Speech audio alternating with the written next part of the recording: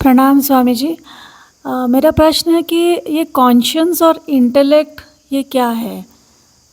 Conscious जो हम कहते हैं इनर कॉन्शियस, वो कॉन्शियस क्या है और इंटेलेक्ट क्या है?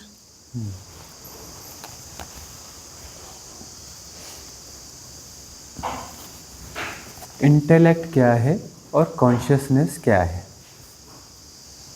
इनर कॉन्शियस की जो हम बात करते हैं ना, हाँ, इनर कॉन्शियसनेस। कि हमारा कॉन्शियस ये कहता है, हमारा कॉन्शियस ये नहीं कहता है, वो वाला कॉन्शियस अच्छा, वो वाला जो कॉन्शियसनेस अंदर हम की आवाज़ हम कॉन्शियस। सोच रहे थे असली वाले कॉन्शियसनेस की बात हो रही है। वो वाला कॉन्शियसनेस कुछ कुछ बोलता रहता है ना, कुछ कुछ विचार भी करता रहता है, यह बोलता है वह बोलता है, वो वाला कॉन्शियसनेस। अच्छा, सही और गलत कहते हैं कि वो बताता है कि सही और गलत क्या है, लेकिन आप फिर उसके ऊपर कुछ भी करो, लेकिन वो आपको बताता ही है कि सही ये है। लेकिन कि जैसे कि इसको कहा जाता है अंतरात्मा की आवाज़, ऐसा भी कहा जाता हाँ जी, है ना। जी। अब वो कहने के ढंग होते हैं, अंतरात्मा की कोई आवाज़ तो होती नहीं है। अंतरात्मा की, वैसे अंतरात्मा की तरफ से कोई आवाज़ होती ही नहीं है ना, लेकिन कहा जाता है अंतरात्मा की आवाज़। इनर कॉन्शियसनेस यह कहता है वह कहता है ना, इस ढंग से कहा जाता है उसे। तो यह जो आवाज़ है, यह आवाज़ आती कहाँ से है और इंटेलेक्ट क्या है ना। मेधा है, प्रज्ञा है, ठीक है ना। दो चीज़ें हैं, एक है मेधा और एक है प्रज्ञा, एक है इंटेलेक्ट और एक है विजडम, है ना। अब जो है जो अंतरात्मा की आवाज़ है, उसे हम सामान्य तरीके से कहें तो वह है विवेक, वह है विवेक। तो विवेक क्या है? विवेक क्या प्रज्ञा है?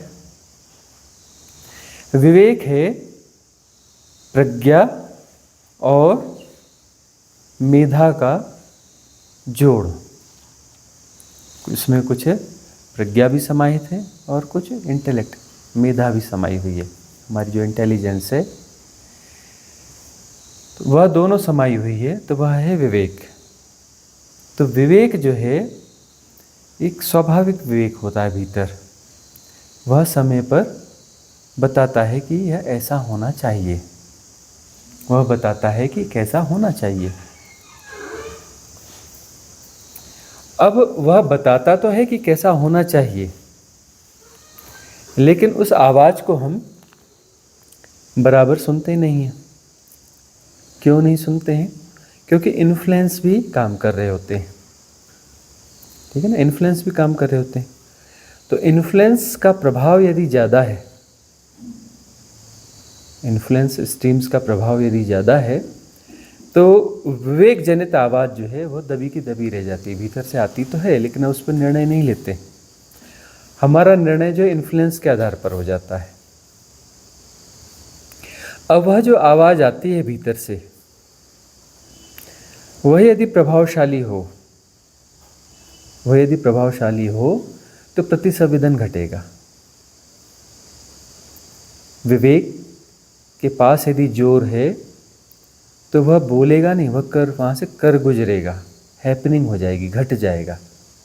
सहज विवेक के माध्यम से चीज़ें घट जाएंगी, घट जाएंगी तो वह प्रतिसंवेदन है, वह प्रतिसंवेदन है।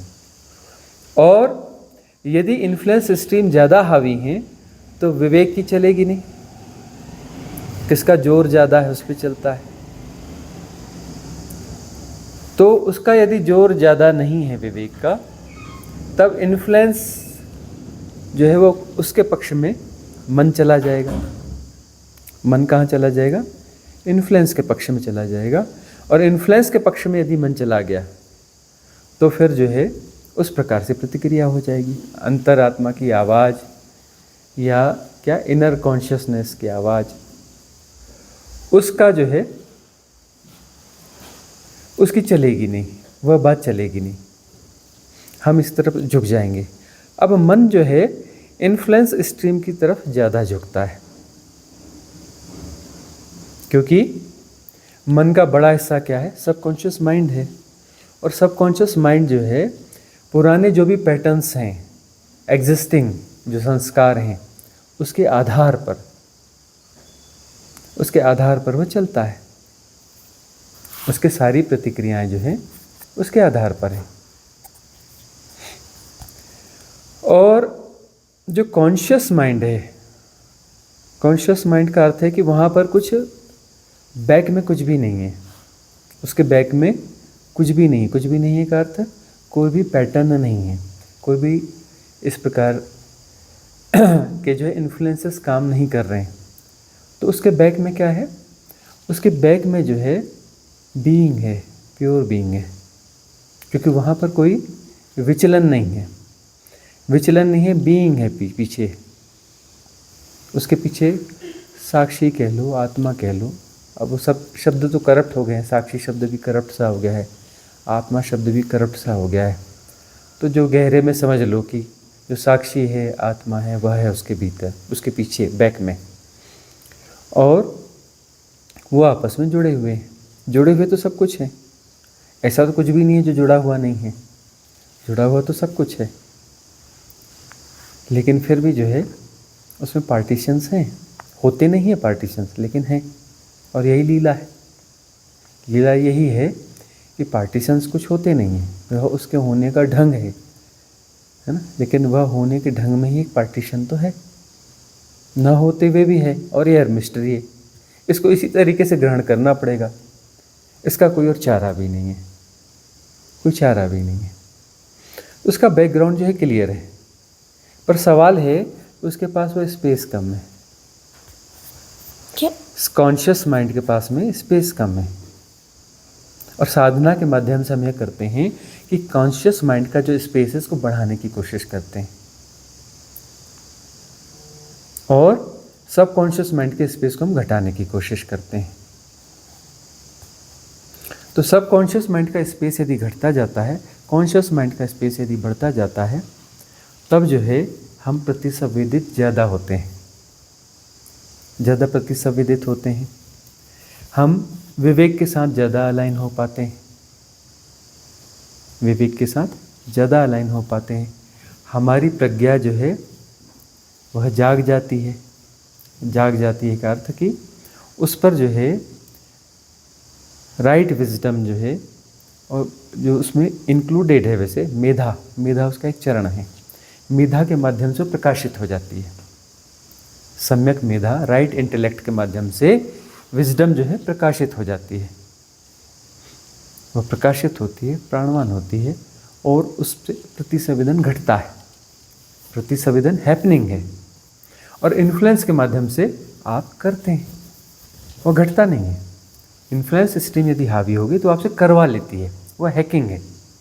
इन्फ्लुएंस स्ट्रीम जो है वह हैकिंग है, वो आपसे करवा लेती है का अर्थ वह उस सबकॉन्शियस माइंड के माध्यम से कराती है। सबकॉन्शियस माइंड को हैक करती है, और सबकॉन्शियस माइंड आपके शरीर को हैक करता है। वो आपके शरीर को हैक करने के लिए पहले आपके ब्रीथ को हैक करता है।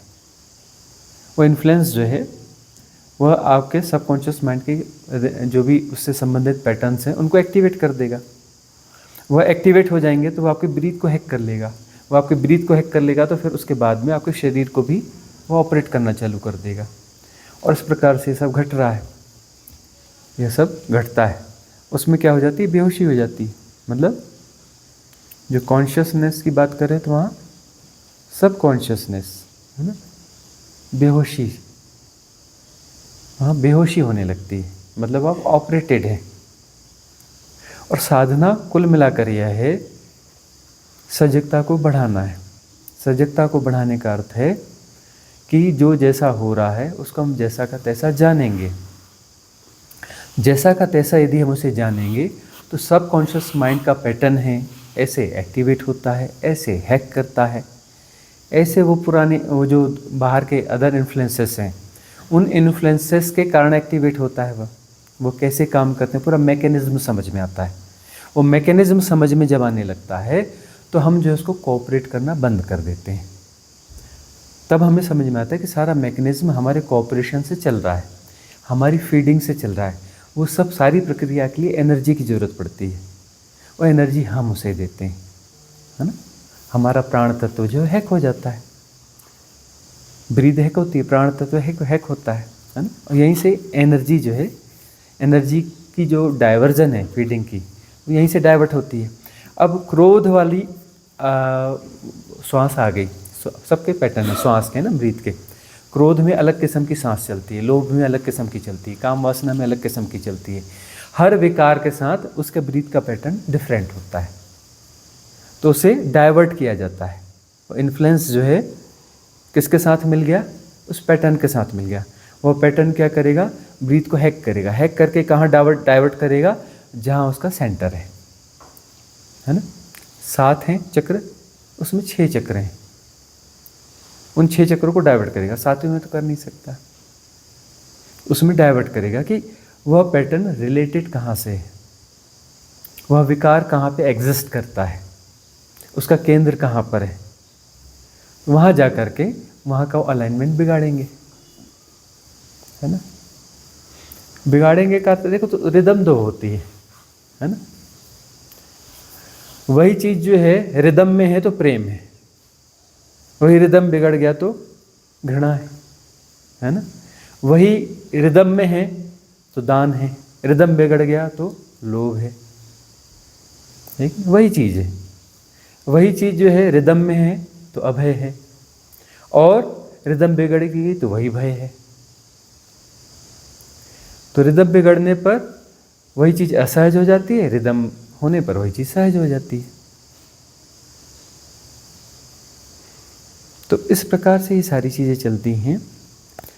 तो अंतर की आवाज़ जो है, उसको, उस आवाज़ को सुधारने की कोशिश नहीं करना चाहिए। हम करते हैं कि नैतिकता है, नैतिकता बोलती है कि हमें ऐसा होना चाहिए, हमें ऐसा करना चाहिए, हमें वैसा करना चाहिए, हाँ, बड़ी नैतिकता की बातें करते हैं। और जब कोई घटना घटती है तो नैतिकता एक तरफ रह जाती है और कर गुजरते हैं। वही जो बड़े नैतिक आदमी होते हैं ना, बड़ी नैतिकता की बातें करते हैं, और जब बुरा करते हैं तो इतना बुरा करते हैं, वो इतना बुरा करते हैं, आश्चर्य होता है, यह आदमी, इतनी नैतिकता की बात करने वाला आदमी, ये करता क्या है, ऐसा कैसे कर सकता है, संभव ही नहीं है, ऐसा क्या हो गया। तो नैतिकता जो है वह बाहरी तौर पे दोहराने की बात तो है नहीं, है ना। इसलिए जो है इस दुनिया में इतनी नैतिकता है और इतनी गड़बड़ियां हैं। समाज सुधार के जो भाषण है वो क्या है, नैतिकता है, और उसके बावजूद समाज लगातार बिगड़ते जा रहा है, गड़बड़ होते जा रहा है। सोसाइटी जो है करप्ट होती जा रही है, सोसाइटी का करप्शन जो है नेक्स्ट लेवल पर है, और नैतिकता के भाषण भी नेक्स्ट लेवल पर है। लेकिन नैतिकता के भाषण जो है सोसाइटी को दिशा दे नहीं पाते हैं, वो टेम्पररी ऊपर से दिखता है, और गड़बड़ी होती है तो कितनी खतरनाक दिखती है। अभी जो धर्म के नाम पर उल्टे सीधे काम चलते हैं, मतलब धर्म के नाम पर धर्म तो नहीं होगा, नैतिकता ही होगी, फिर बात तो यही आती है। धर्म के नाम पर इतनी गड़बड़ियाँ चल रही हैं, मतलब धर्म के नाम पर नैतिकता दी जा रही है, धर्म तो है नहीं, धर्म तो इस तरीके से दिया नहीं जाता। धर्म तो घटता है, धर्म क्या ट्रांसफरेबल है, ट्रांसफर है, दुकान खोल लेते हैं, 1 किलो धर्म देना, 1 पाव भेज देना। वो जो क्या, कौन सी कंपनियां हैं जो घर पे भेज देती हैं, उनको, उनके साथ कांटेक्ट कर लेंगे, हाँ 5 किलो का पैकेट चाहिए, भेज देते हैं धर्म। ट्रांसफरेबल है क्या धर्म, ट्रांसफरेबल तो है नहीं, वो तो घटता है, हैपनिंग है। तो धर्म का अर्थ है राइट अलाइनमेंट, धर्म का अर्थ है राइट अलाइनमेंट। अब राइट अलाइनमेंट आएगा कहाँ से, राइट अलाइनमेंट आएगा, वह नहीं लाया जा सकता। जो अलाइनमेंट बिगड़ा हुआ है उसको ठीक करना पड़ेगा। उसको ठीक कैसे करना पड़ेगा कि वो जो अलाइनमेंट का डिस्टरबेंस है उसको हम कोऑपरेट करना बंद करें, मतलब उसको सुधारा नहीं जा सकता, जो गड़बड़ी है उसको सुधारा नहीं जा सकता। हम गड़बड़ी पैदा करते रहते हैं, गड़बड़ी हम पैदा करते हैं और लगातार पैदा करते रहते हैं। उस गड़बड़ी को जो पैदा करना हम बंद कर देंगे तो गड़बड़ी ठीक हो जाएगी, है ना। वही प्रकृति के साथ है। लोग बोलते हैं कि पेड़ लगाइए, यह कीजिए, नदियों को साफ करना है, यह करना है। कई लोग नदियों को साफ करते हैं और नदियाँ साफ नहीं होती, है ना।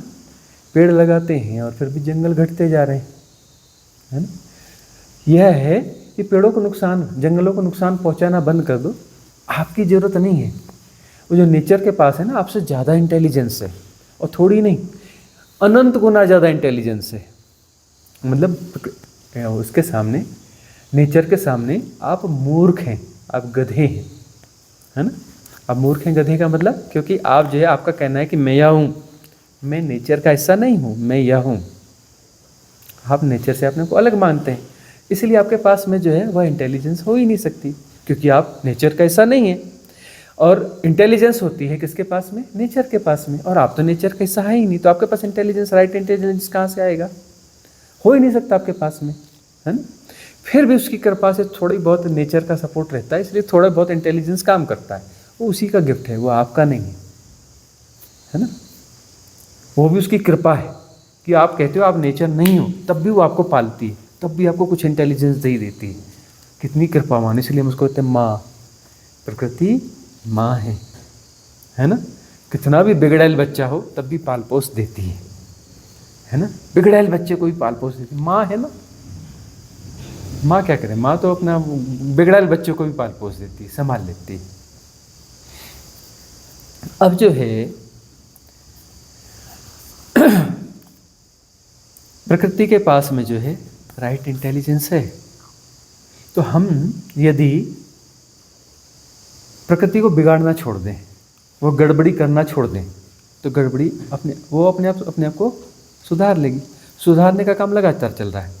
कोरोना काल आया ना, लोग घरों में बंद हो गए ना। गंगा नदी जिसके लिए अरबों खरबों रुपए का प्रोजेक्ट है उसकी क्लीनिंग के लिए, और सफा नहीं हो पा रही थी, लोग घरों में बंद हो गए, गंगा स्वच्छ हो गई, सारी नदियां स्वच्छ हो गई, सारी नदियां स्वच्छ हो गई। वो जो जंगल के पशु पक्षी बोलते हैं, पशु पक्षी गायब हो गए हैं, रेयर हो गए, स्पीसीज है ही नहीं, वो सब प्रकट हो गए, सब आनंद में आ गए, प्रकृति खिलने लगी, सब कुछ शुद्ध हो गया। तो मतलब ये साबित होता है ना कि करने वाले सब बिगाड़ देते हैं, बिना किए सब ठीक हो जाता है। तो सारी गड़बड़ियाँ ये सब आदमी ने पैदा करी हैं। आदमी ने कैसे पैदा करी होंगी? आदमी की सभ्यता ने पैदा करी है। आदमी की सभ्यता क्या है? आदमी की सभ्यता नैतिकता है। जरूरी नैतिकता में कहीं कोई गड़बड़ी है। ये विष के बीज जो हैं ये नैतिकता में कहीं है, यानी नैतिकता विष के बीज है। यही सारा जो ये विष बेलें जो फैली हुई है ना, सब नैतिकता से निकली हुई समझ में आती हैं। और ये जो नैतिक समाज है ना, ये विष बेलों को भूता चला जाएगा, पालता पोसता चला जाएगा, फीड करता चला जाएगा, लगातार फीडिंग होती है ना। इस नैतिकता का जब विसर्जन होगा ना, तब धर्म पैदा होगा। लोग जो है ना बहुत धर्म की प्रैक्टिस करते हैं। क्यों करते हैं? क्योंकि उनके जीवन में धर्म नहीं है, इसलिए तो धर्म की प्रैक्टिस करते हैं ना। अब जिसके जीवन में धर्म की समझ नहीं है, धर्म नहीं है, जो धर्म नहीं है तो धर्म की समझ भी नहीं है। अब भाई उनके अंदर धर्म होता और प्रैक्टिस कर रहे होते तो धर्म घटित हो गया होता, धर्म घटित हो गया तो सब स्वाभाविक हो गया होता।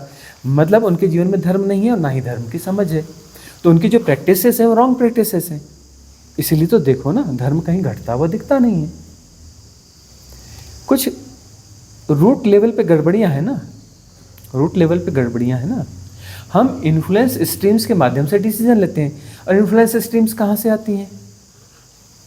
नैतिकता से, आग्रहों से। सारी इन्फ्लुएंस स्ट्रीम जो है नैतिकता है, आग्रह है। वह जब इतनी ज़्यादा प्रभावी हो गई हैं इन्फ्लुएंस स्ट्रीम, तो अंतर की आवाज़ जो है वो दब जाती है। ताकत तो उसके पास ज़्यादा है ना। जो कलेक्टिव सबकॉन्शियस माइंड है वो नैतिकता का पक्षधर है। कलेक्टिव सबकॉन्शियस माइंड जो है वह नैतिकता का पक्षधर है। तब जो है आपका जो विवेक है, जो सम्यक समझ है, उसके पास तो स्पेस कम बचा ना। हम कह रहे, आपको समझ में नहीं आ रहा होगा कि विवेक के पास स्पेस कैसे कम बचा। उसके पास चौतरफा दबाव है। आपके पर्टिकुलर सबकॉन्शियस माइंड की बात नहीं, कलेक्टिव सबकॉन्शियस माइंड की बात है। सब तरफ से चौतरफा दबाव है। तो उसके पास स्पेस ही बहुत थोड़ा है, इतना दबा दिया गया, इतना दबा दिया गया कि उसके पास जगह ही नहीं है। वो निसरत कहाँ से होगा? निसरत होने के लिए उसके पास स्पेस ही नहीं है, दबाव बहुत ज़्यादा है। और जरा सा निसरत होने की कोशिश करता है तो तुरंत उसे वो ब्लॉक किया जाता है, जाने अनजाने, आपको पता भी नहीं है। वो इन्फ्लुएंस सिस्टम जो है कलेक्टिव सबकॉन्शियस माइंड में चल रही है। ऐसा कोई जरूरी नहीं कि कोई आपके खड़ा होकर आपको बोले। आप कुछ करने जाओगे, अंदर से आएगा, नहीं नहीं नहीं करना, पता नहीं क्या हो जाएगा, या हो जाएगा। और वो जो दबाव आ रहा है, वह जो है, वो जो 800 अरब लोग हैं ना इस धरती पर, उनकी विचारधारा का दबाव आ रहा है। हाँ, वो 800 अरब लोग आपको डरा रहे हैं, और दूसरे आदमी के डर है ना, तो उसको भी 800 अरब लोग डरा रहे हैं। तो उसको जो 800 अरब लोग डरा रहे हैं ना, उसमें आप भी शामिल हो। जो दूसरे को डरा रहे हैं ना 800 अरब लोग, उसमें आप भी शामिल हो। और आपको जो 800 अरब लोग डरा रहे हैं ना, उसमें आपको वो भी शामिल है। मतलब देखो गड़बड़ी कितनी खतरनाक है। मैं नहीं चाहता कि ऐसा हो, लेकिन मैं दूसरों को डरा रहा हूं कि ऐसा मत करो। ये रूट कॉज है ना। यह लगता है कि ये गड़बड़ी है, दूर होना चाहिए, लेकिन उस गड़बड़ी को बनाए रखने के लिए सार्वभौम रूप से मैं भी जिम्मेदार हूँ, मैं सहयोग कर रहा हूँ कि गड़बड़ी बनी रहे, ऐसा ही होना चाहिए। ऐसे मैं कहता हूँ कि ऐसा नहीं होना चाहिए, है ना। लेकिन मैं सबकॉन्शियसली और इन्फ्लुएंस स्ट्रीम का सहयोग करते हुए मैं उसमें सहयोगी हूँ। अब यह समस्या सॉल्व कैसे होगी कि मैं उसका विरोधी भी हूँ और मैं सहयोग भी हूँ। विरोधी में अंदर अंदर से हूँ और बाहर से मैं उससे सहयोग कर रहा हूँ, और सबकॉन्शियसली भी मैं उससे सहयोग कर रहा हूँ। अंदर से जहाँ अंदर की आवाज़ है ना, मैं वहाँ से विरोधी हूँ, अंतरात्मा के तल पर मैं उसका विरोधी हूँ। लेकिन वो विरोध जो है ना बहुत थोड़ा है, और ये दबाव बहुत बड़ा है।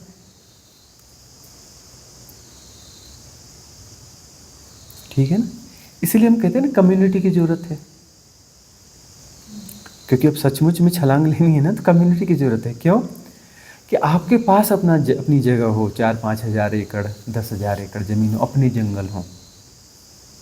जंगल हो, अपनी खेती हो, अपना सस्टेनेबल मॉडल हो, अपना विंड पावर हो, अपनी सोलर एनर्जी हो, है ना। कोई नदी झरना अपना हो सकता है वह हो, तो उसमें भी अपना जो है हाइड्रो पावर भी अपना हो, अपनी बिजली हम बना लें, अपना भोजन हम उगा लें, है ना। सूर्य क्रिया सीखें, है ना। अनावश्यक भोजन वगैरह उसको छूट जाए, ज़रूरतें हमारी कम हो जाएं, प्राकृतिक रूप से जिए, है ना, सहज जीवन जिए, इन्फ्लुएंस सिस्टम से बाहर हो जाएं। हमें सैटेलाइट की ज़रूरत ना हो, इंटरनेट की ज़रूरत ना हो, कोशिश करें इस तरीके से चले जाएं। गैजेट्स की ज़रूरत ना हो, जो बेसिक नीड्स हैं उनकी ज़रूरत हो, और छोटी मोटी चीज़ों की ज़रूरत हो तो छोटी छोटी हम यूनिट्स बना लें। गृह उद्योग, छोटे छोटे औजार, छोटी छोटी चीज़ें खुद बना लें, छोटे इंजीनियरिंग सिस्टम जो है हम खुद मैनेज कर लें, तो हम सेल्फ डिपेंड हो जाएंगे। तो बाहर की दुनिया का हमें पता नहीं रहेगा, तो इन्फ्लुएंस सिस्टम हमसे काम करना बंद कर देगी। वो काम करना बंद करेगी तो हमें अपने आप पे भरोसा जागेगा। अपने आप पे भरोसा जागेगा तो इन्फ्लुएंस सिस्टम का प्रभाव और कम होगा। वह और कम होगा तो हम अपने सस्टेनेबल मॉडल में और सर्वाइव करेंगे, तो हमारा भरोसा और जागेगा, और तब जो है ठीक छलांग लगेगी। और ये कम्युनिटी का जो प्रयोग है, जो ओशो ने भी किया था, ऐसी कोई कम्युनिटी यदि हो जाए तो जो छलांग लगेगी ना, वो छलांग कुछ नेक्स्ट लेवल की होगी। तब जो बुद्ध पैदा होंगे वहाँ पर, वो बुद्ध कुछ ऐसी बात बोलेंगे कि कुछ बात ही अलग हो जाएगी। पुराने शास्त्रों और इनकी उपयोगिता ही खत्म हो जाएगी, वो नेक्स्ट लेवल की बात चली जाएगी। ये वेद शास्त्र, ये वो जो है ना, इनकी उपयोगिता, ये बोलेंगे बहुत धन्यवाद, एक सीढ़ी की तरह काम किया, लेकिन अब लेवल ही अलग हो गया, अब जरूरत ही नहीं है इसकी। एक प्रयोग भी हो जाए ना ऐसा कम्युनिटी का, और वहाँ जो छलांगे लगे और वो उस नेक्स्ट लेवल का जो बुद्धत्व आएगा, उसके लिए हम भी एक निमित्त की तरह काम कर रहे हैं अस्तित्वगत रूप से। तो यदि वह घट गया तो इतना प्रभावशाली होगा ना, वो 800 लोगों का ही हो या 8000 लोगों का हो, वो 800 करोड़ लोगों को बीट कर जाएगा।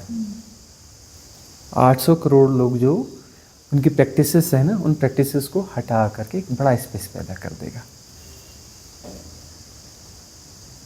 ये बात समय समय पे कहते रहे। विवेकानंद ने कहा, कभी ओशो ने कहा, इतने हो जाएं, 1000 हो जाएं तो काम बन जाएगा।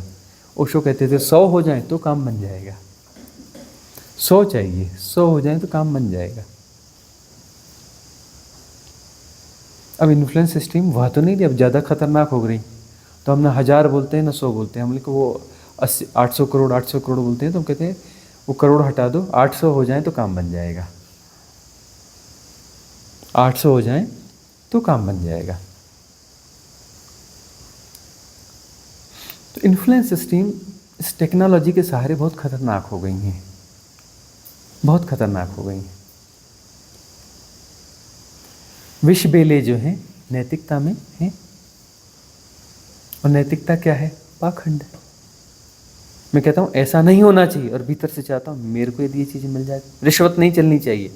और जब अपनी सीट पे तो होते हैं यदि कुछ बेनिफिट हो जाए तो, है ना। नैतिकता का क्या अर्थ है? पाखंड। दिखाना कुछ और, हाथी के दिखाने के दांत कुछ और, खाने के दांत कुछ और, उसे कहते हैं नैतिकता। और धर्म क्या कहते हैं? अंदर बाहर एक जैसा, सहज, प्रतिसंवेदित होना, वह है धर्म। तो धर्म की हमारे पास परिभाषाएं भी झूठी हैं, पता नहीं क्या क्या धर्म के नाम पर हम कहते रहते हैं। इसलिए तो इतने धर्म हैं, इतनी धर्म की प्रैक्टिसेस हैं और इतनी गड़बड़ियां हैं। तो जो है करने वाले सब बिगाड़ देते हैं, बिना की सब ठीक हो जाता है। तो करने वाले जो करते हैं ना, वो गड़बड़ियां ही करते हैं। करना मतलब जो किया जा रहा है, करने से कर्ता पैदा होता है। कर्ता जो भी करेगा गड़बड़ी करेगा, करने से गड़बड़ियां पैदा होती हैं। और न करने से प्रतिसंवेदन होता है, प्रतिसंवेदन में गड़बड़ी होती ही नहीं है। घट रहा है, हो रहा है तो गड़बड़ी होती नहीं। अब जो है अंडमान निकोबार द्वीप समूह में अंग्रेजों ने वहाँ पर काला पानी बनाया, जेल बनाई, पेड़ पौधों को साफ कर दिया। उनको इसी काम में लगाया जाता था, पेड़ काटो, ये करो, लकड़ियाँ उठा के उनका काम था। अंग्रेजों का बड़ा काम क्या था? उन्होंने सबसे ज़्यादा कौन सा धन लूटा? हमारा वुडन, है ना। सेकंड नंबर पे हीरे मोती सोना चांदी, यह सेकंड नंबर पे आता है। वुडन जो लूटा वो तो बहुत ज़्यादा, जितना सोना चांदी दूसरा धन ले गए उससे तो 100 गुना ज़्यादा वुडन लूट के ले गए। उसकी कास्ट बहुत ज़्यादा है आज की तारीख में देखें तो वुडन काट के वो वहाँ के भी ले गए। अंडमान निकोबार द्वीप समूह की जंगल साफ, है ना। और बाद में वह निर्जन द्वीप हो गया। वह वाला जो काला पानी वाला जो द्वीप था, उस पर्टिकुलर द्वीप जहाँ पे काला पानी था, वह जो सेलुलर जेल बोलते हैं ना उसको, तो सेलुलर जेल वाला जो द्वीप था वह जब निर्जन हो गया, वहाँ पर इतनी बिल्डिंगें थीं जेलों की। अब बाद में जब उसे देखा गया, वहाँ तो नेचुरली अपने आप जंगल आ गया। किसी सरकार ने नहीं लगाया, किसी स्वयंसेवी संस्था ने नहीं लगाया, किसी समाज सुधारक ने वहाँ काम नहीं किया, क्योंकि ज्ञानी वहाँ पे पहुँचा नहीं। तो ज्ञानी वहाँ पे नहीं पहुँचे, ज्ञानियों की दृष्टि वहाँ पे नहीं गई। तो वहाँ पर क्या हुआ? ज्ञानियों की दृष्टि नहीं जाने के कारण ऐसा हुआ, बड़ा नेचुरल, बड़ा खूबसूरत और घना जंगल पैदा हो गया। और उन बिल्डिंगों को, अपने आप बिल्डिंगों के अंदर से वह बीज निकले और उसको तोड़ फोड़ के बिल्डिंगों को बराबर कर दिया। मतलब उसको तोड़ने के लिए भी किसी ज्ञानी और टेक्नोलॉजी और किन्हीं गवर्नमेंट्स की जरूरत नहीं पड़ी कि बिल्डिंगों को तोड़ के स्पेस क्रिएट किया जाए। वो जो है बड़ा इंटेलिजेंस है नेचर के पास में ना, उसी के पास इंटेलिजेंस है, बाकी किसी के पास इंटेलिजेंस नहीं है। उसके पास बड़ा है, किसी के पास छोटा है, ऐसा नहीं। सारा इंटेलिजेंस नेचर के पास है, प्रकृति के पास है। प्राकृतिक होना यानी इंटेलिजेंट होना। यदि हम नेचुरल हैं तो हम इंटेलिजेंट हैं, है ना। और वहाँ पर जो है स्वाभाविक रूप से बड़ा सुंदर जंगल आ गया, सब कुछ हो गया। और जो है सुनामी आई, है ना। हमारे ज्ञानी ध्यानी महान लोगों ने बड़ी बड़ी मशीनों के सहारे बैठे हुए लोगों को पता नहीं चला कि चेन्नई में बड़ी सुनामी आ गई। है ना। हमारी नेक्स्ट लेवल की जो टेक्नोलॉजी है, महान ज्ञानी ध्यानी बड़ी बड़ी मशीनों के मालिक, जिस पे करोड़ों अरबों रुपया खर्च होता है, उन लोगों को जो है पता नहीं चला कि चेन्नई में सुनामी आने वाली है। और वहीं अंडमान निकोबार जो द्वीप समूह है, वहाँ के जो आदिवासी हैं,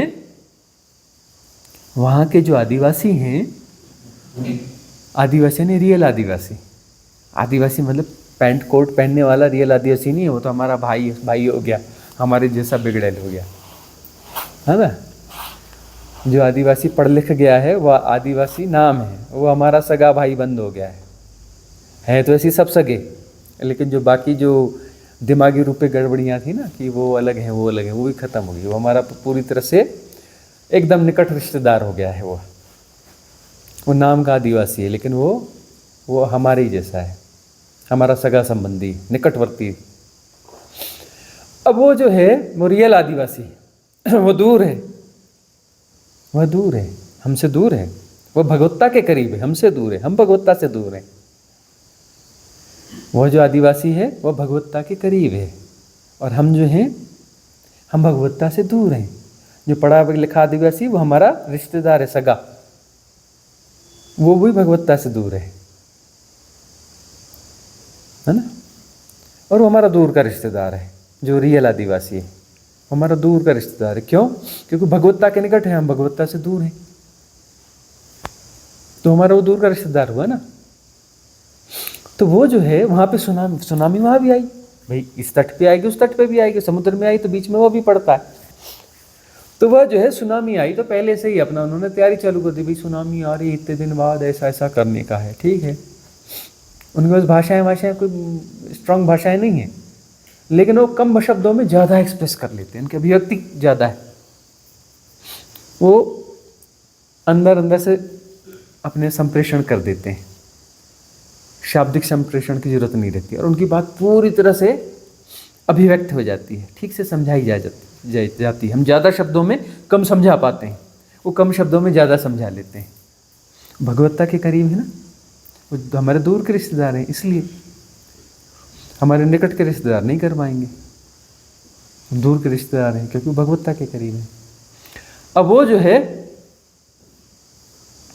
उन्होंने जो वहाँ की पहाड़ियाँ थी, पहाड़ियों पे अपनी टेम्पररी झोपड़ियाँ वगैरह कुछ बना दिया।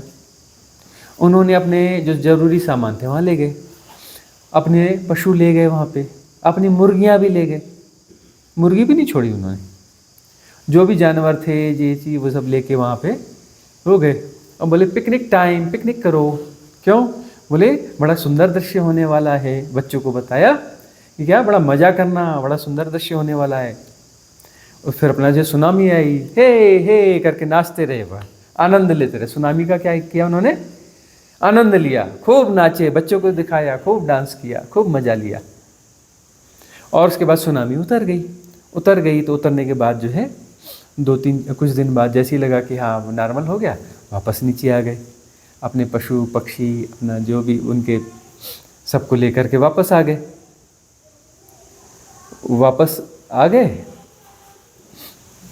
और जैसा कहते हैं उनका जीवन स्वाभाविक हो गया। आदमी तो नहीं मरा, उनकी मुर्गी भी नहीं मरी, उनका आदमी तो कोई नहीं मरा, मुर्गी भी नहीं मरी। क्यों? क्योंकि वो किसी सभ्यता का हिस्सा नहीं है। क्यों? क्योंकि हम कौन हैं? हम मनुष्य हैं। और वो क्या है? वो मनुष्य नहीं, वो मनुष्य नहीं, वो प्रकृति है। वह कौन है? प्रकृति है। मैं फलाना हूँ, मैं फलानी जाति का हूँ, मैं फलाना हूँ, मैं ठिकाना हूँ, ये हम हैं, है ना। और वो बोलते हैं वो कौन है जी? कौन है? ये क्या होता है? वो हंसते हैं। बोले तुम कौन हो? तो हंसते हैं। बोले कोई प्रश्न है क्या? कौन है? सब है, जैसा सब ये है वैसा है, जैसे पेड़ हैं, जैसे पक्षी हैं, जैसे पशु हैं, वैसे हम हैं। तुम कौन हो? तो वो हंसते ही हंस पे। कौन का क्या मतलब होता है भाई? सब है, सब है। मैं कौन हूँ का क्या मतलब होता है? सब है। मैं कौन हूँ, मैं कौन हूँ, मैं कौन हूँ, मैं कौन, यदि उत्तर आ रहा है तो तुम चक्कर में हो, घन चक्कर हो। मैं कौन हूँ का कोई उत्तर होता है? मैं कौन में पता चलता है भाई तू कोई है ही नहीं, जबरदस्ती का कहाँ से आ गया? कौन है तू, हट यहाँ से। तो जो भी मैं है वह डिजॉल्व हो जाएगा, तो फिर हो जाएगा सब है, एवरीथिंग एग्जिस्ट, सब कुछ एक साथ है, साइमल्टेनियसली सब एक साथ है, सब जो है एक साथ है, एक साथ है। तो राइट विजडम है, सब कुछ एक है, तो एक दूसरे से जुड़ी हुई है तो सबको एक दूसरे का पता है ना। वो मनुष्य नहीं है, वो प्रकृति है, उसे पता है। उसे पानी ने बता दिया, समुद्र ने बता दिया कि मैंने ऐसा खेल करना है ना, तुम उधर चले जाओ, मैंने ऐसा खेल करना। बोले हाँ ठीक है चले जाएंगे, कितने दिन बाद आ रहे हो, हाँ ठीक है, उसके पहले चले जाएंगे। उनको किसने बताया, समुद्र ने बताया, पानी ने बताया कि ऐसा ऐसा होगा। धरती ने बताया अरे इससे ऊपर जाना, इससे नीचे नहीं रहना, यहाँ तक धरती ने बता दिया, है ना। सब ने उनसे बताया, सब ने बताया, आकाश ने बताया, वायु ने बताया, ऐसा कर लो वैसा कर लो, उन्होंने वैसा कर लिया। क्यों बताया, क्योंकि वो तो एक ही हैं, सब एक ही हैं, दो तो है ही नहीं। समुद्र भी बता देता है, धरती भी बता देती है, वायु भी बता देती है, अग्नि भी बता देती है, पेड़ पौधे बता देते हैं, है ना। वो बना रहा है, अरे यहाँ नहीं, थोड़ा आगे चल के बना, यहाँ तक पानी आने वाला है, झोपड़ी थोड़ी और ऊपर बना। धरती बोलती है अरे नहीं थोड़ा ऊपर जा, ऊपर जा। ऊपर बाजू का पेड़ बोलता है अरे इधर इधर इधर इधर खिसक क्या, इधर बना, है ना। कोई पक्षी आके बोल देगा अरे नहीं ऐसा नहीं, ऐसा करो। और उनकी भाषा, सबकी भाषा उनको समझ में आती है। क्यों, क्योंकि प्रकृति तो आपस में जुड़ी हुई है, प्रतिसंवेदित हो रही है, सबको एक दूसरे की भाषा आती है। हम ज्ञानियों के पास अपनी स्पेशल भाषाएं, वो वाली भाषाएं आती नहीं। अब वीआईपी लोगों को वीआईपी भाषाएं आएंगी, वो वाली भाषा तो आएगी।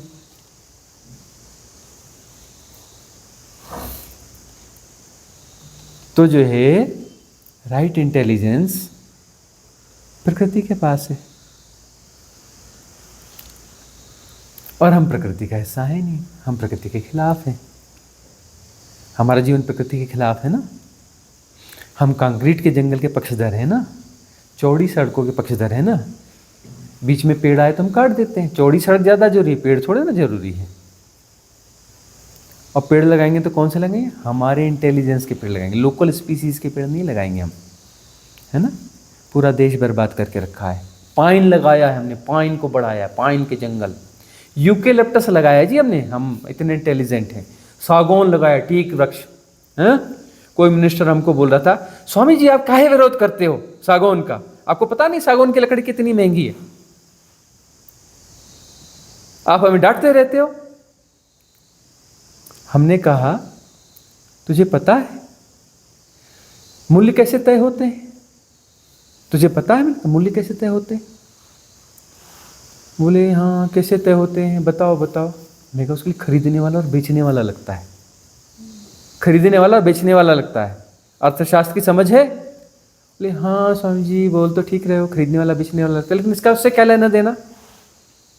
मैं कहा सागौन की कीमत तय करने के लिए, उसका मूल्य तय करने के लिए इतनी महंगा होता है, इसको तय करने के लिए जितना मनुष्यों की जरूरत पड़ेगी जो खरीदे और बेचे। तुम जिस स्पीड से सागौन को प्लग का प्लांटेशन बढ़ा रहे हो, न खरीदने वाला बचेगा न बेचने वाला बचेगा, तो मूल्य तय कैसे होगा। मालूम है ना सागौन की ताकत। तुमको तो सागौन बहुत अच्छा पेड़ होता है। मैं कहा हम कहते हैं सागौन बहुत शक्तिशाली पेड़ होता है, तुम्हें नहीं पता। कीमती नहीं, बड़ा शक्तिशाली पेड़ होता है। उसके नीचे कोई भी दूसरा पौधा पनप ही नहीं सकता। चींटी और जैव विविधता, पूरी जैव विविधता मर जाती है, चींटी भी नहीं पनप सकती उसके नीचे। चींटी का रहना मुश्किल है, घास पात नहीं हो सकता। तुम्हें पता नहीं कितना ताकतवर है। अनाज और सब्जी बहुत दूर की बात है, घास पैदा नहीं हो सकता। और सागौन इतना ताकतवर पेड़ है, उसको जितनी बारिश की जरूरत होती है ना उतनी ही करवाता है, उतनी ही करवाता है। और उसको बहुत कम पानी लगता है तो बारिश होने नहीं देगा, क्योंकि ताकतवर पेड़ है। बड़ा जंगल लगा दो, उसे एंटी मैग्नेट क्रिएट करते आता है। जैसे वर्षा वन एक ताकतवर है, मिश्रित प्रजाति का वन जो है उसके पास अपनी ताकत है कि वह जो एक मैग्नेट क्रिएट करता है। बहुत बड़ा जंगल हो, हजारों वर्ग किलोमीटर का यदि जंगल हो, लाखों वर्ग किलोमीटर का जंगल हो, तो क्या करता है समुद्र में वैसे वाष्पीकरण पैदा करता है। और वहां पर समुद्र में वैसे जो है बादल बनते हैं, उठते हैं, वह स्ट्रीम्स पैदा होती हैं। और वह स्ट्रीम्स चल करके जो है क्या कहलाती हैं, मानसून कहलाती हैं।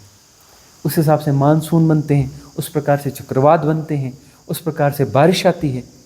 क्या जादू है, जरूर परमात्मा करवा रहा होगा। कोई बैठा है ऑफिस में, वो बटन दबाता होगा और वहाँ से फिर ऐसा चक्रवात बनता होगा, फिर कंप्यूटर में दूसरे बटन दबाता होगा, फिर ऐसा बन के वहाँ आता होगा। अरे कंप्यूटर के बटन दबाने से या कोई बैठ के नहीं करता, यह प्रकृति की अपनी विजडम है। और रेन फॉरेस्ट किसने लगाए हैं? प्रकृति ने लगाए हैं, किसी सभ्य समाज ने नहीं लगाए हैं। और वह रेन फॉरेस्ट जो है, उसके कारण वह समुद्र में चक्रवात पैदा होते हैं, वाष्पीकरण पैदा होता है, माहौल पैदा होता है और मानसून आता है और बरसता है। वो जब बरसता है, खास समय में बरसता है, फिर उसमें एक ह्यूमिडिटी पैदा होती है। ह्यूमिडिटी पैदा होती है तो जो बीज हैं वह पुष्पित होते हैं, पल्लवित होते हैं, वह निकलते हैं, अंकुर निकलते हैं, उसके वृक्ष बनते हैं। वह इंटेलिजेंस उनके पास है और हमारे पास वो इंटेलिजेंस नहीं है। हम क्या करते हैं? सागौन के जंगल लगाएंगे तो सागौन का जंगल क्या करेगा? कितनी वहाँ पे कहीं पे 60 इंच बारिश होनी है, उसको घटा के 10 इंच पे ले आएगा। 10 इंच में मेरा काम चल जाता है। और जंगलों में आदिवासियों के बीच, हम आदिवासियों के बीच ही रहे हैं, हमारे दोस्त नातेदार रिश्तेदार जब कह लो इतने क्लोज रहे, सब नातेदार रिश्तेदार भी हो गए, सब आदिवासी लोग ही रहे। उनकी बोली वानी बोलना, उनके संग में खेलना, उनके संग में खाना, हम रहे उन्हीं के बीच में, जंगलों में रहे। हम दिखते ऐसे हैं, हम आदिवासी।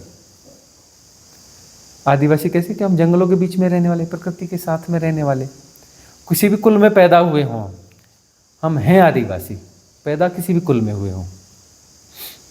तो जो है वहां पर जो है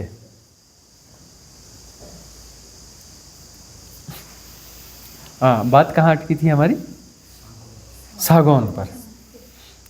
तो वहां पर एक कहावत है, आदिवासियों के बीच में कहावत है कि जब जंगल में सागौन, जब जंगल में आग लगती है, खूब आग लगती है, और तो जो है सागौन का पेड़ बड़ा खुश होता है।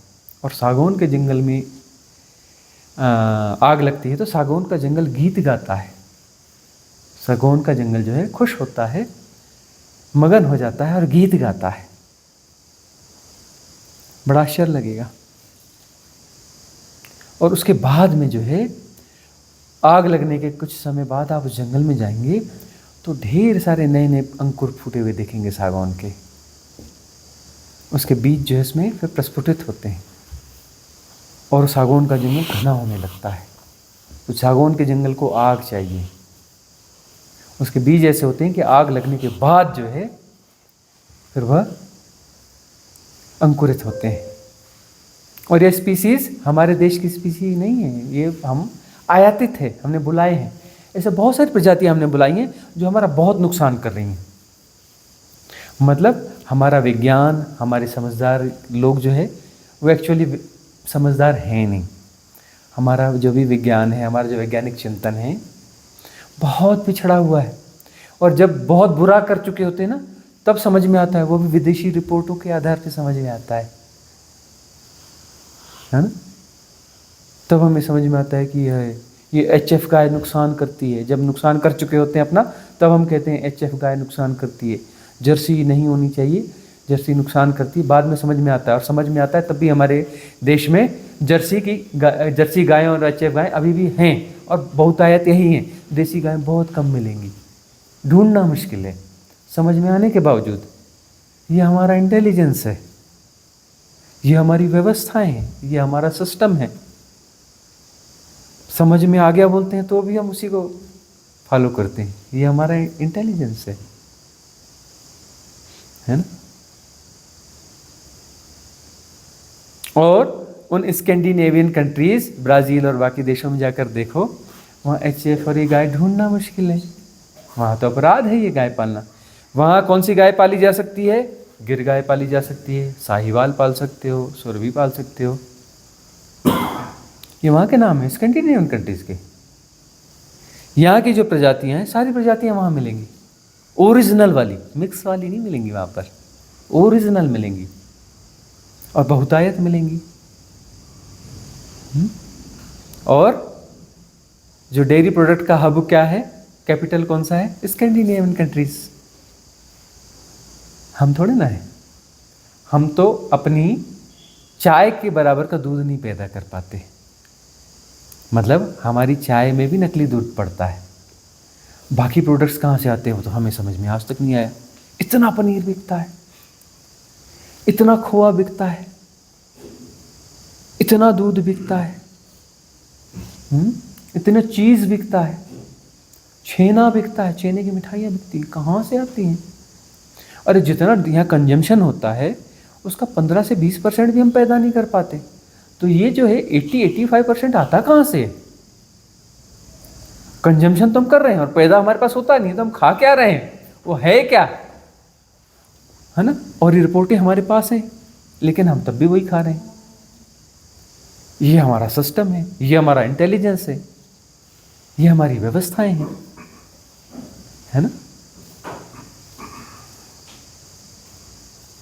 तो जो राइट इंटेलिजेंस, अंदर की आवाज़, अब अंदर की आवाज़ क्या बोलती है? एनिमल प्रोडक्ट नहीं खाना चाहिए, अच्छा नहीं है, हार्मफुल है, और जो आ भी रहा है वह भी करप्ट है, और ओरिजिनल भी मिले तो भी आज के युग के मनुष्य को तो नहीं खाना चाहिए। पुराने युग वाले ने अपने युग के हिसाब से जो किया होगा वो वाले नियम आप आज युग के युग पे थोप रहे हो, मतलब आप सभ्य व्यक्ति हो, है ना?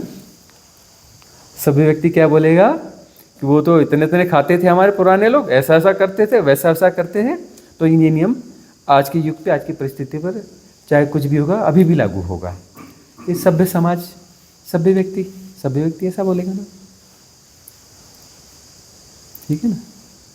और जो जिसके जीवन में धर्म घटा है, सहजता घटी, जो प्रकृति का हिस्सा हो गया है, वह बोलेगा कि मेरे अंदर परिवर्तन हो गया।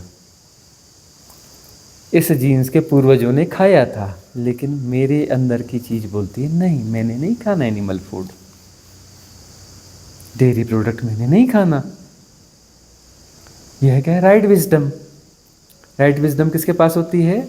जो सभ्य नहीं होता, उसके पास राइट विजडम होती है। राइट इंटेलिजेंस होती है किसके पास होती है? जो सभ्य नहीं है। तो अंदर की आवाज, अंदर की आवाज को हम सुन लेना है तो वह प्रज्ञा और मेधा का गठजोड़ है। विवेक, वह विवेक है, वह विवेक की आवाज़ है। विवेक हमें बताता है, विवेक की हम सुनते नहीं, हम सभ्यता की सुनते हैं। सभ्यता का अर्थ होता है ढेर सारी इन्फ्लुएंस स्ट्रीम का जोड़ तोड़, भानुमति का कुनबा, कहीं की ईंट कहीं का रोड़ा, भानुमति ने कुनबा जोड़ा, है ना? इन्फ्लुएंस स्ट्रीम्स का जोड़, वह हमारी सभ्यता है। तो सभ्यता से जीना है कि सहजता से जीना है? और दोनों का आपस में कोई गठजोड़ है नहीं। सभ्यता अलग चीज है, सहजता अलग चीज है। सहजता प्रकृति से जुड़ी हुई है, सभ्यता इन्फ्लुएंस स्ट्रीम से जुड़ी हुई है। सहजता को प्रकृति फीड करती है, प्रकृति माँ फीड करती है ना? और सभ्यता को इन्फ्लुएंस स्ट्रीम फीड करती है।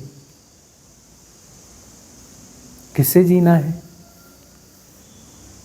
वह तय करना पड़ेगा। पूरी मनुष्यता को तय करना है, पूरे समाज सोसाइटी को तय करना है। समझ लो तो ठीक, नहीं ठीक है, नहीं तो हमारा डंडा तो समझा ही देता है। व्हाट मीन ऑफ हमारा डंडा? प्रकृति का डंडा।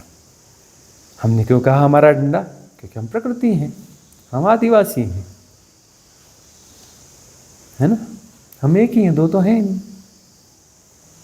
तो हमारा डंडा है वह।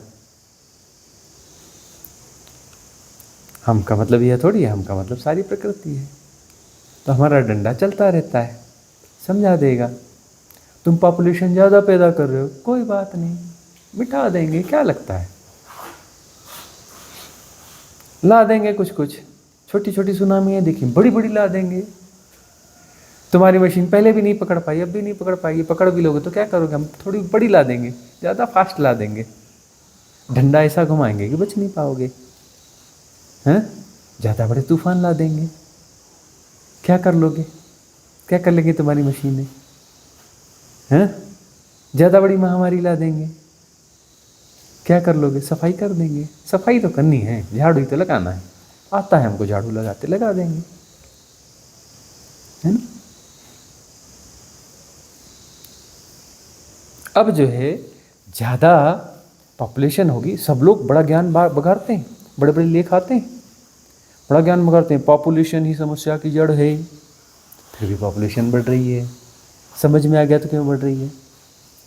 पॉपुलेशन ज़्यादा होंगे तो संसाधन उतने ही हैं, संसाधन तो घटते हुए संसाधन हैं, संसाधनों का दोहन बढ़ रहा है क्योंकि पॉपुलेशन बढ़ रही है, संसाधन कम हो रहे हैं और दोहन बढ़ रहा है, इम्बैलेंस पैदा हो रहा है। इम्बैलेंस पैदा हो रहा है तो प्राकृतिक आपदाएं आएंगी, है ना? ये भाषण कब आते हैं? जब प्राकृतिक आपदा आ जाती है। वो उत्तराखंड में सब ज़मीनें धंसने लगी, ये होने लगा, तो फिर बड़े बड़े भाषण आ जाएंगे, बड़े बड़े लेख आ जाएंगे, कुछ समय तक हल्ला गुल्ला चलेगा। लेखक जो है, जो लिखने वाला है, वो सब कुछ दूसरा ढूंढ रहा है, बोले वो उसमें लोगों को मज़ा नहीं आता, कुछ दूसरा ढूंढते हैं, फिर उस पर लिखेगा, फिर उस पर लिखेगा। मतलब उससे कोई विशेष लेना देना नहीं है, वो लिखने वाले को इससे लेना देना है, वो लिखेगा तो उसका काम चलेगा, उसको पैसा मिलेगा, उसको नाम मिलेगा, प्रतिष्ठा मिलेगी। समस्या का समाधान होना चाहिए। यह तो भाषणबाजी की बात है, भाषणबाजी करना है, समस्या का समाधान थोड़े ना करना है। तो भाषण लगातार देती है, सभ्यता जो है लगातार भाषण देती है कि ऐसा होना चाहिए, वैसा होना चाहिए। अंतर्राष्ट्रीय सम्मेलन, हम इसकी चिंता करेंगे, यह अंतर्राष्ट्रीय राष्ट्रीय सम्मेलन, हम इस बात की चिंता करेंगे, हम वनों की चिंता करेंगे, हम सॉइल की चिंता करेंगे, हम पर्यावरण की चिंता करेंगे, है ना? हम जो है प्रदूषण की चिंता करेंगे, जल प्रदूषित हो रहा है, जल घट रहा है, इसकी चिंता करेंगे, हम उसकी चिंता करेंगे, है ना? और क्या है? चिंता मिटी, क्या वो कोई दोहा किसी को आता है? चिंता क्या है? चाह मिटी चिंता मिटी मनवा बेपरवाह। हाँ, चाह मिटी, जिसको कुछ नहीं चाहिए वो शहंशाह, जिसको कुछ ना चाहिए वो शहंशाह, है ना? चाह मिटी चिंता मिटी बंदा बेपरवाह, हाँ, मनवा बेपरवाह, हाँ, मनवा यानी बंदा। चाह मिटी चिंता मिटी मनवा बेपरवाह, जिसको कुछ ना चाहिए वो है शहंशाह। जो भी होगा, शब्दों का हेर फेर होगा, भावार्थ प्रकट होना चाहिए। जिनको कुछ न चाहिए वे साहन के साह, वे साहन के साह, जिनको कुछ न चाहिए वो वे साहन के साह, है ना? कैसी गंभीर बातें कहे गए, अब लोगों को समझ में नहीं आती। इसमें 10 PhD कर लो। हम बता रहे थे थीम, सुन लो भाई, सुनने वालों जिसको PhD करना है इसमें PhD कर लो। क्या?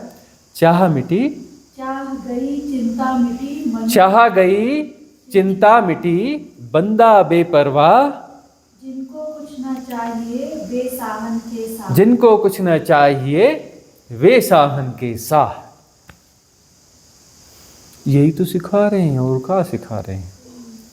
चाह गई, बड़ी बिल्डिंग चाहिए, फलाना फर्नीचर चाहिए, यह चाहिए, वह चाहिए तो दोहन करो।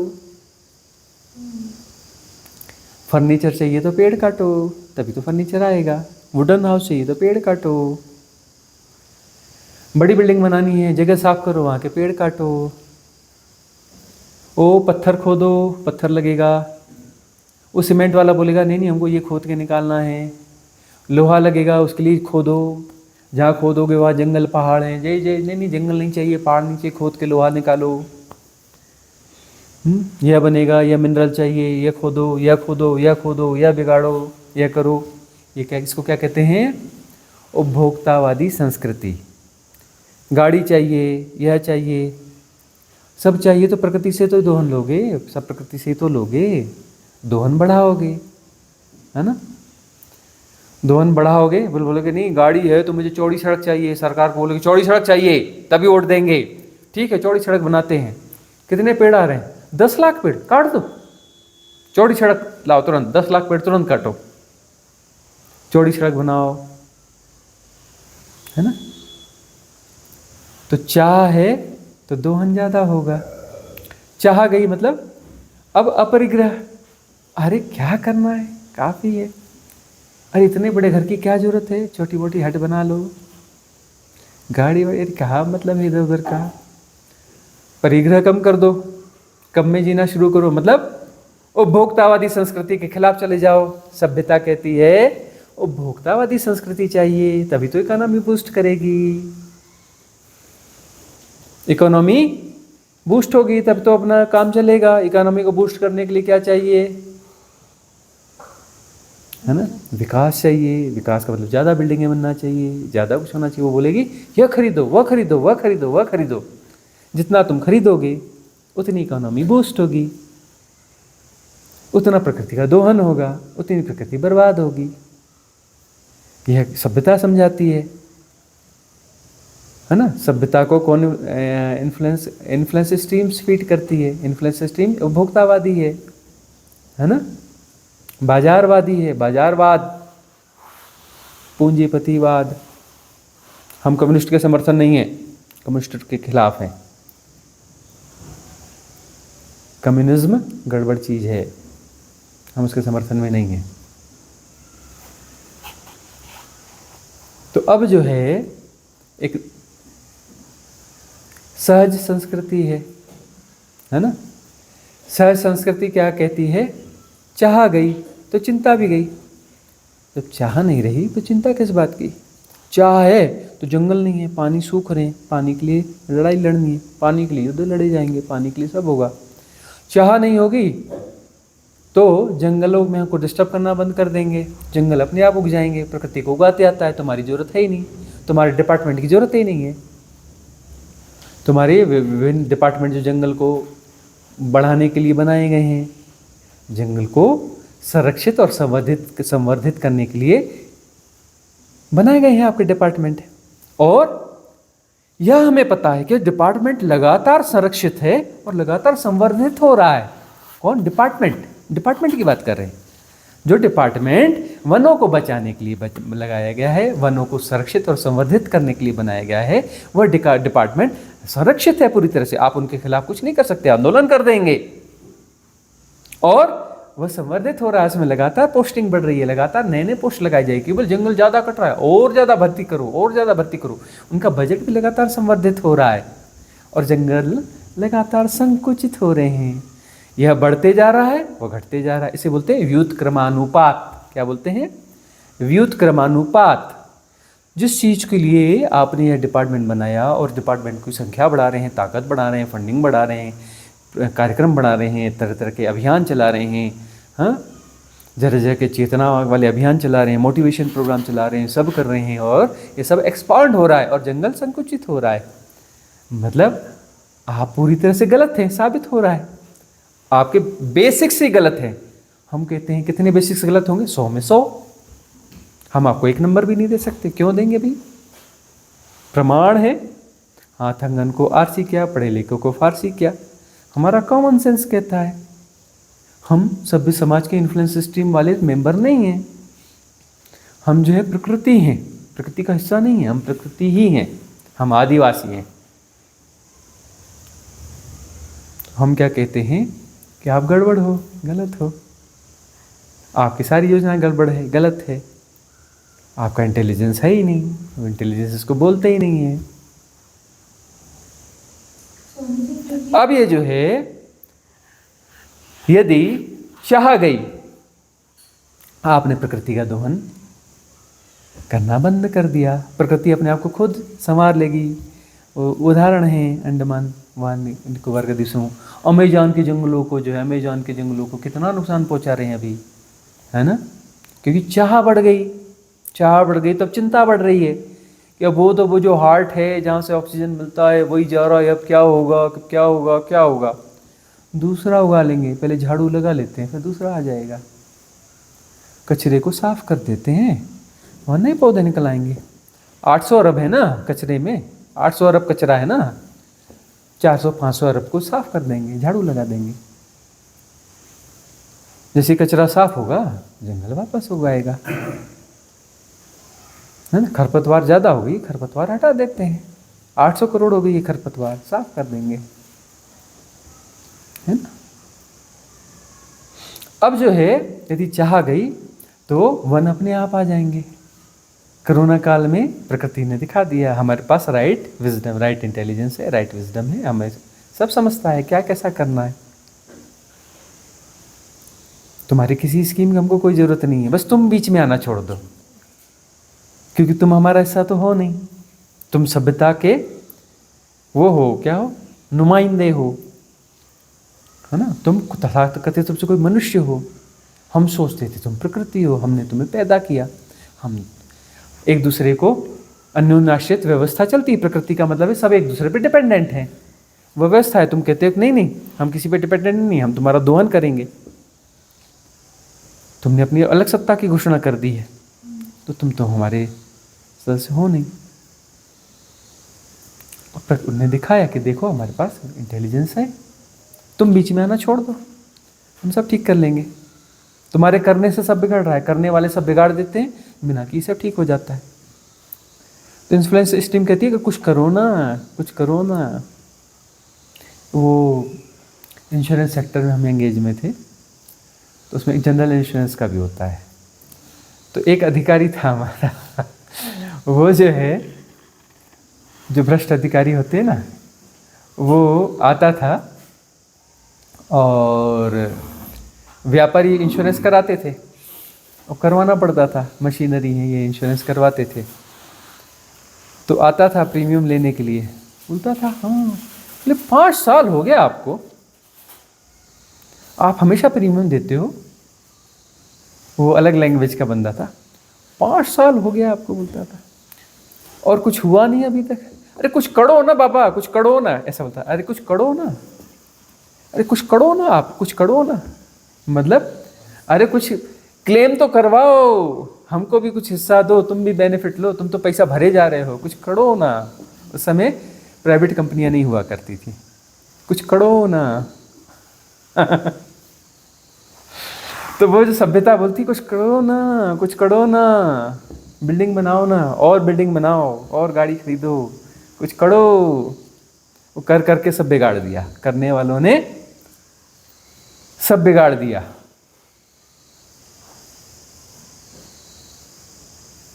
कुछ न करो मतलब अपरिग्रह में जियो, प्रकृति के हिस्से की तरह जियो। तुम प्रकृति के हिस्से की तरह नहीं, प्रकृति होकर जियो, सहजता से जियो। सहजता से यदि जियोगे तो right wisdom, right intelligence, harm नहीं करोगे, अपरिग्रह में जियोगे, प्रकृति को हार्म नहीं करोगे, प्रकृति अपने आप बैलेंस हो जाएगी। उसको बैलेंस करते आता है, बहुत फास्ट रिकवरी करती है वह। जो बीमार आदमी है ना, तो बहुत ज़्यादा बीमार, बोलते हम इधर से थक गए, इलाज कराते थक गए, हम उनसे कहते हैं तुम सब करना बंद कर दो, तुम ठीक हो जाओगे। तुमको कहता है 5 बार खाना, थोड़ा थोड़ा खाना। मैं कहता फालतू की बातें कम करो यार, फालतू चीज़ें कम करो, कम खाओ, 1 या 2 बार खाओ। और क्या खाओ, नॉर्मल खाना खाओ, वो रोटी सब्जी दाल चावल जो सहज है, ताज़ा है, थोड़ा थोड़ा बस खा लो, है ना। थोड़ा बहुत पैदल चलने जाओ, अरे तुम योगा प्राणायाम ही छोड़ दो, फालतू की चीज़ें। तुम बस प्रकृति के बीच, जंगल में तुम घूमने फिरने जाओ, कभी नदी में जाके नहा लो, थोड़ा आनंदित रहो। कुछ करना है तो डांस कर लो, है ना, गीत गाओ, है तकलीफ है तो भी तुम गीत गाओ, गीत गाओगे अच्छा लगेगा, डांस करो अच्छा लगेगा, प्रकृति के बीच में जाओ, नदी में नहाओ। बीमार तो हो ही, परेशान तो हो, ये पैसा उधर काहे खर्च करो, थोड़ा पिकनिक करो, अच्छी जगह पे घूमने जाओ, पहाड़ों में जाओ, रहो, सादा भोजन करो और कुछ भी मत करो। 1-2 साल में ठीक हो जाओगे। गंभीर बीमारियां जैसे लोग मर जाते हैं, तुम नहीं मरोगे, नहीं मरोगे। शरीर को अपने आप को ठीक करते आता है, मालूम है।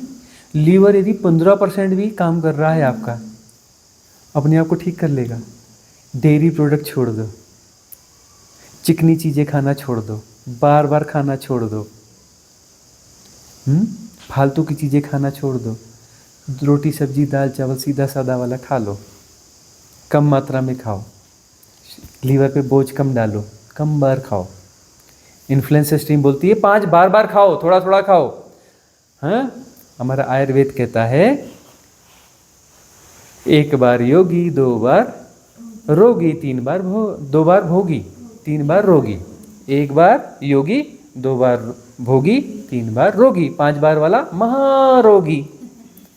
तुम महारोगी इसलिए हो कि 5 बार खाते होगे। बोलते नहीं जी मैं 2 बार खाता हूँ।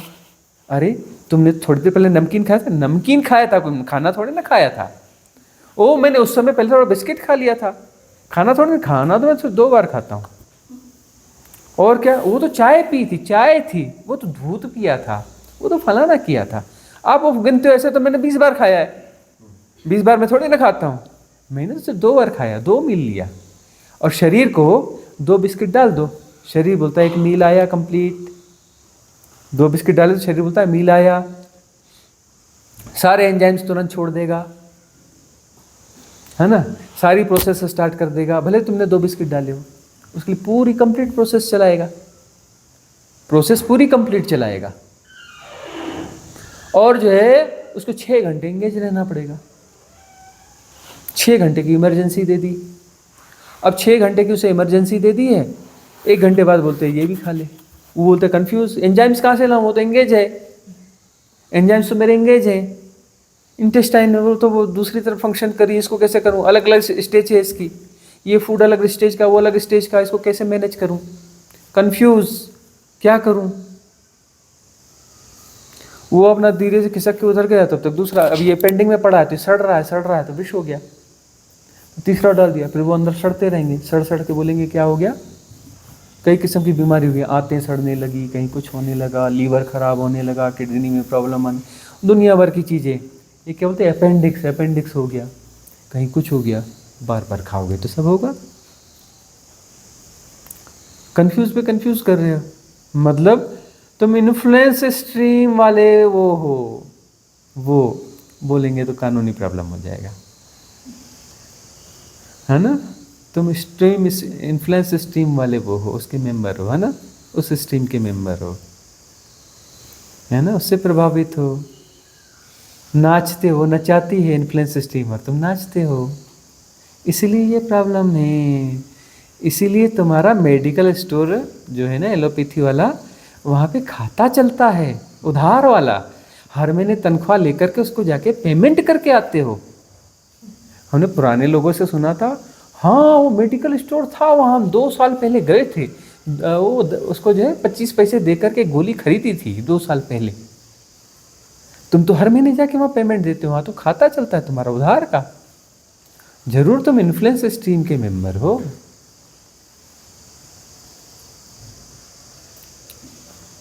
तो अंदर की आवाज, इन्फ्लुएंस स्ट्रीम की आवाज सुनते हो तुम, अंदर की आवाज सुनते ही नहीं, अंतरात्मा की आवाज तुम सुनते ही नहीं, तुम इन्फ्लुएंस स्ट्रीम की आवाज सुनते हो। तो सब गड़बड़, तन गड़बड़, मन गड़बड़, आत्मा गड़बड़, तुम्हारी आत्मा भी गड़बड़ हो गई है, तुम्हारा परमात्मा भी गड़बड़ हो गया है। आत्मा परमात्मा भी हाइपोथेसिस है, इन्फ्लुएंस स्ट्रीम का हिस्सा है, तुम्हारे परमात्मा भी करप्ट हो गए। इसलिए हम कहते हैं आत्मा भी जानी चाहिए, परमात्मा भी जाना चाहिए, वो भी इन्फ्लुएंस स्ट्रीम घुस गई है उसमें, उसकी भी परिभाषाएं गजब गजब की हो गई हैं भाई। नकली परमात्मा है वह, नकली आत्मा। तुम जिस आत्मा की बात करते हो नकली आत्मा है, तुम जिस परमात्मा की बात करते हो नकली परमात्मा, इन्फ्लुएंस स्ट्रीम द्वारा कृत है, उसके द्वारा सृजित है। इसलिए आत्मा भी जानी चाहिए, परमात्मा भी जाना चाहिए, सब जाना चाहिए। कब तक नाचोगे कठपुतली की तरह, कब तक नाचोगे? स्वामी बनो, अपने मालिक बनो, अपने मालिक बनो। कोई तुम्हें नचाता है और तुम नाचते हो। इसलिए कह रहे हैं कि नचाने वाले जो है बहुत ज़्यादा हो गए हैं, अपनी कम्युनिटी बना लो, कोई जुगाड़ शुगाड़ बनाओ, ढूंढे दुनिया में कोई देश होंगे, कुछ देश थोड़े प्रकृति के करीब करीब वाले देश होंगे, वहाँ की सरकारों से बात कर लो, है ना, और वहाँ ले लो 5-10 हज़ार एकड़ ज़मीनें, है ना, उनसे बात करो कि भी हम इस तरीके से जिएंगे, प्रकृति को बढ़ाएंगे बचाएंगे, अच्छा मॉडल क्रिएट करेंगे, सस्टेनेबल मॉडल रहेगा, तुम्हारी बिजली भी नहीं ख़त्म करेंगे, चिंता मत करना, ज़्यादा पैदा करके तुमको बेच भी देंगे, है ना, तुम्हारा फूड भी नहीं करेंगे, फूड क्राइसिस आएगा ना, कोई दिक्कत नहीं, हम अपना फूड उगा लेंगे, थोड़ा ज़्यादा करके तुमको भी दे देंगे, चिंता मत करना, हम समस्या नहीं हैं, हम समाधान हैं, हम समस्या नहीं हैं, हम समाधान हैं। कम्युनिटी बना लो, अपने जंगल बना लो, अपनी फेंसिंग कर लो। कॉमन मैन को तो तुम समझा नहीं सकते, वह तो स्ट्रीम इन्फ्लुएंस स्ट्रीम का मेंबर है। उस स्ट्रीम से तुम अपने आप को बचा सकते हो, बचा लो। बचा लो तो छलांग लगेगी, छलांग लगेगी, वहाँ पर जियोगे। किससे जियोगे? इन्फ्लुएंस स्ट्रीम की आवाज़ से नहीं, अंतरात्मा की आवाज़ से जियोगे, सहजता से जियोगे। उस सहजता में ऐसी छलांग लगेगी, ऐसा बुद्ध तो घटेगा, पहली बार दुनिया देखेगी। कम्युनिटी, किसकी कम्युनिटी? बुद्धों की कम्युनिटी, सारे के सारे बुद्ध हैं, 100% एनलाइटेंड। एक मिरेकुलस चीज घटेगी, इसीलिए तुम कहते हैं गोल्डन एरा है। गोल्डन एरा की कुछ कर जरूर। अभी तो कम्युनिटीज देखिए ना, एक शास्त्रा है और बाकी शिष्य हैं। हम कह रहे बुद्धों की कम्युनिटी बना लो, एनलाइटेंड बीइंग्स की कम्युनिटी। बोलो जितने लोग रहते हैं सारे वो हैं। अच्छा 5 मेंबर नए आए हैं, ये अभी नहीं है, हफ्ते भर बाद एनलाइटेंड हो जाएंगे, हफ्ते 10 दिन में हो जाएंगे। क्यों हफ्ते 10 दिन के? वो तो उसको दिन गिनते हैं ना, ये अभी उससे आए हैं, अब इनको पास इनके लिए घड़ी है, समय है, अभी आएंगे। 1-2 दिन में भूल जाएंगे आज कौन सा दिन है, आज कौन सी तारीख है, बताना। नहीं मुझे तो नहीं पता, तुम्हें पता है? नहीं मुझे नहीं पता। कौन सा वार है? नहीं पता। अरे वो मोबाइल देखो, मोबाइल में लिखा रहता है, ढूंढो ढूंढो ढूंढो कौन सी तारीख है, कौन सा वार है, ढूंढो ढूंढो, है ना? तो वहाँ टाइम जोन के बाहर चले जाओगे, वो टाइम जोन वाला बंदा आएगा और धीरे धीरे उसका टाइम जोन गायब हो जाएगा, और धीरे धीरे कुछ समय बाद वो क्या हो जाएगा? वही बुद्ध हो जाएगा। क्योंकि इन्फ्लुएंस सिस्टम काम ही नहीं करती है ना। हम गए थे कल, हाँ, जंगल में, रोड किनारे, शांति से कोने में बैठे थे, बड़े प्यार से बैठे थे, ध्यान में बैठे थे, है ना। कोई ज्ञानी पुरुष आ गया, ज्ञानी पुरुष बोलता है ये क्या करते हो, क्यों करते हो, इससे हमको डर लगता है, कहीं हम डर जाते हैं।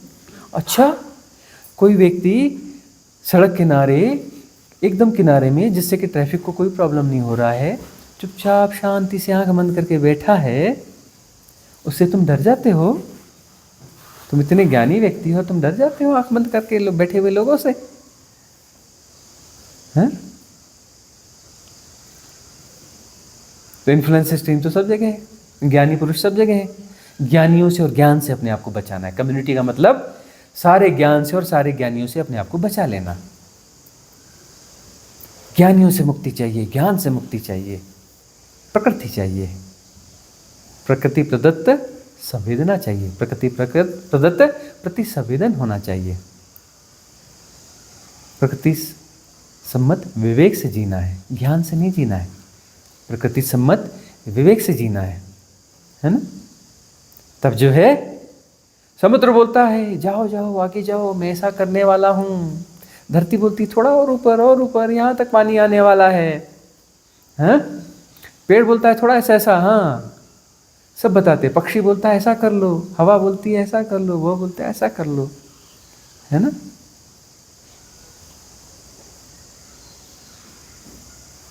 तो अंदर की आवाज, है ना, उसे समझना है। आगे बात समझे पूरी। तो आज की सभा भी यहाँ समाप्त करें, अगले सेशन में अगली बात देखते हैं।